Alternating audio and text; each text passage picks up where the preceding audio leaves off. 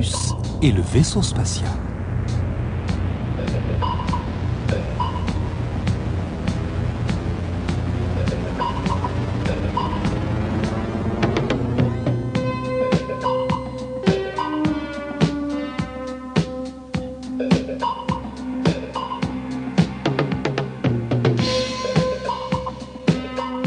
Minus, le satellite, vit sur la station spatiale de Deneb, avec ses amis vaisseaux spatiaux et robots, et avec Mère Grand, l'ordinateur.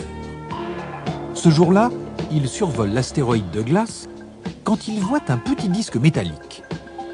Minus l'attrape avec son bras articulé, mais le disque se met aussitôt à parler. Hé, laisse-moi partir! Dis-moi d'abord qui tu es. Dit Minus. Je suis Zip, le palais robot, et je parle toutes les langues de l'espace.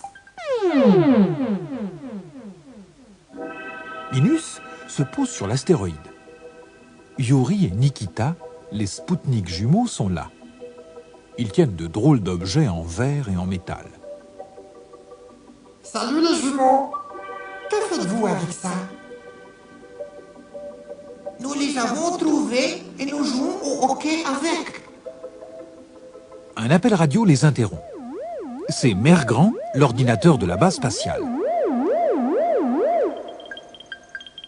Mère Grand à Minus. Mère Grand à Minus. Urgence. Rallye. Le message a été interrompu. S'étonne Minus. Je dois aller voir ce qui se passe à la station. À bientôt les jumeaux. Sur Deneb, c'est l'alerte. Un vaisseau tourne autour de la base. Deneb est attaqué, vite! Se dit Minus en poussant à fond son moteur. Mais, bang! Une violente secousse l'arrête net et ses phares s'éteignent. Je suis touché! Crie Minus. L'énorme vaisseau s'approche. Va-t-il attaquer? Le moteur de Minus refuse toujours de démarrer. Mais non. Il se contente d'émettre des sons bizarres et incompréhensibles. Heureusement, Zek, la vieille navette, arrive. Je suis touché, Zek! Mais non, tu as été pris dans la barrière magnétique de la base. Mère Grand voulait te prévenir, mais la radio est tombée en panne. Zek soulève Minus avec son bras magnétique et le ramène à Deneb. Une fois réparé par les robots docteurs, Minus se rend auprès de Mère Grand. Le croiseur brigadier est avec elle. Laissez-moi le mettre en pièces! Hurle-t-il.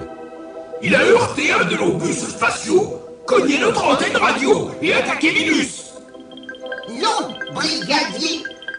Répond l'ordinateur. Il n'a pas tiré un seul coup de feu. Nous devons comprendre ce qu'il fait ici. Écoutez, Dit enfin Minus. j'ai enregistré sa voix.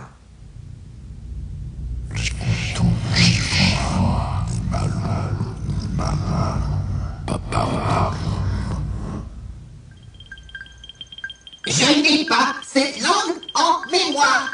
Dit Mère Grand. Je sais qui pourra nous aider. Dit Minus, en pensant à Zip. Aussitôt, Minus se dépêche de retourner à l'astéroïde de glace, où il interrompt la partie et fait écouter l'enregistrement à Zip, au grand désespoir des jumeaux. C'est de l'esponglet. Affirme Zip. Ce n'est pas clair, mais il n'a pas l'air de vouloir détruire notre station. Viens avec moi, Zip. Demande Minus. Tu traduiras ce qu'il veut nous dire. Oh non! S'écrie Nikita. Notre match n'est pas fini. Tu dois rester. Tu iras la semaine prochaine. Ajoute Yuri. Excusez-moi les jumeaux, mais c'est urgent. Et Minus s'envole avec le palais. Vite! Suivons-le. Crie Yuri. Minus et Zip s'approchent du vaisseau étranger. Zip s'adresse à lui, puis traduit ce qu'il a compris.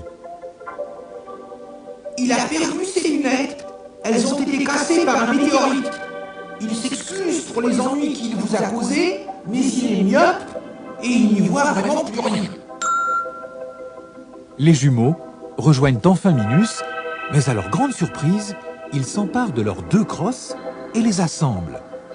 Ce sont les lunettes que le vaisseau avait perdues.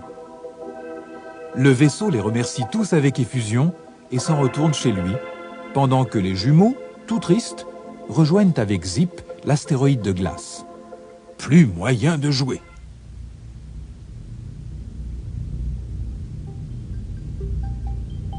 Mais une semaine plus tard, Minus reçoit un colis pour les jumeaux de la part du vaisseau.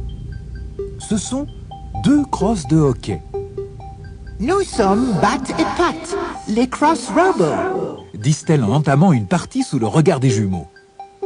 Elle joue à notre place. Dit Nikita. Mais non, Répond Minus. c'est vous qu'elles attendent pour jouer.